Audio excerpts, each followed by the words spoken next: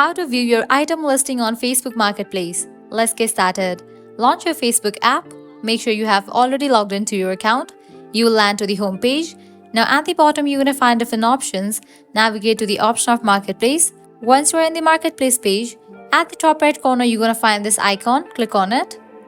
With that, you will land to your profile page. Now here you're going to find different sections. Under Selling, you're going to find the option of Your Listings. Click on that.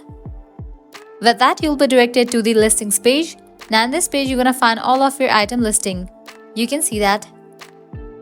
In the case you have huge number of listing, you can search for the specific listing by clicking on the search box, and then you can type in your item name. Likewise, you can also create listing from this page.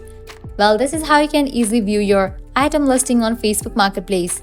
At the end, if you guys find this video helpful, don't forget to like, share and subscribe to our channel. Thanks for watching.